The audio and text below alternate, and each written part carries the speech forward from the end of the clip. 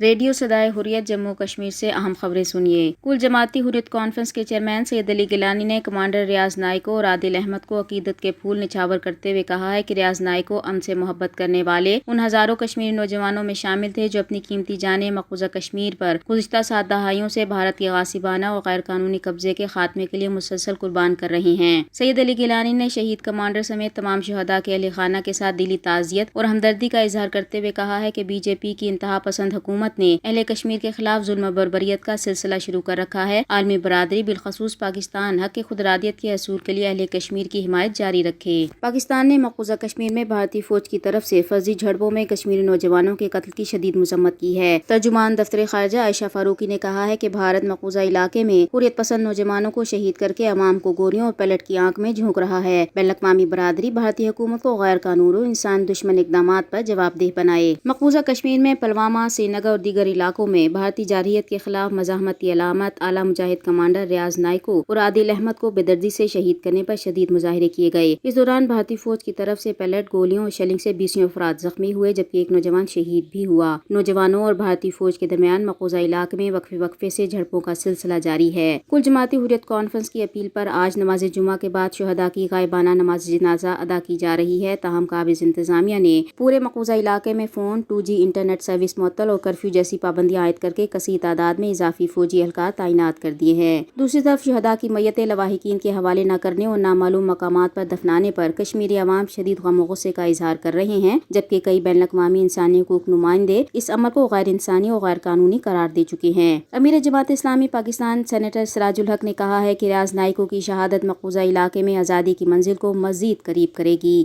درسنا بھارتی ریاست پنجاب کے شہر امرتسر سے 2 کشمیری نوجوانوں کو مجاہدین کے آنت کار ہونے کے الزام کے تحت گرفتار کیا گیا ہے۔ خبریں ختم ہوئیں۔ 5 اگست 2019 سے جاری لاک ڈاؤن کے کورونا لاک ڈاؤن میں بدلنے کے بعد مسلسل یہ خدشات سر اٹھا رہے تھے کہ بھارت اس صورتحال کو 2 طرح سے کشمیری عوام کے خلاف استعمال کر سکتا ہے۔ ایک تو اس کی آڑ میں بھارت کی مختلف جیلوں میں قید کشمیریوں کو جان بوجھ کر اس وبا کی زد میں لایا جا سکتا ہے، اور دوسرا دنیا کی توجہ کورونا کی جانب ہونے کے دوران جموں کشمیر میں قتل عام یا اس طرح کی کوئی اور حرکت کی جا سکتی ہے۔ اب یہ خدشہ درست ثابت ہو رہا ہے کیونکہ BBC جیسے عالمی غیر جانبدار ابلاغی ادارے نے بھی اپنے اعداد و شمار میں تسلیم کیا ہے کہ کشمیر میں لاک ڈاؤن کے موجودہ مرحلے میں کورونا سے ہلاکتوں کے نسبت بھارتی فوج کی جانب سے ہلاکتیں زیادہ ہیں۔ تازہ جھڑپ میں ایک سرکردہ کمانڈر سمیت 2 عسکریت پسند مارے گئے ہیں۔ کورونا وائرس لاک ڈاؤن کے دوران عسکریت پسندوں کے خلاف فوجی آپریشنز میں ہلاکتوں کی تعداد کورونا وائرس سے مرنے والوں کی تعداد سے کئی گنا زیادہ ہے، اور پچھلے 40 روز کے دوران 30 سے زیادہ عسکریت پسند اور 17 سیکیورٹی اہلکار مارے گئے ہیں۔ تازہ ہلاکت کے بعد وادی میں پھر ایک بار انٹرنیٹ معطل کر دیا گیا ہے اور کرفیو کو مزید سخت کر دیا گیا ہے۔ فی الحال تو بھارت اس مہم کو عسکریت پسندی کی آڑ میں چلا رہا ہے، مگر آنے والے دنوں میں اس کی زد میں کشمیری سماج کے تحریک حریت کے تئیں متحرک عام نوجوان اس کا نشانہ بنیں گے، جس پر عالمی برادری کو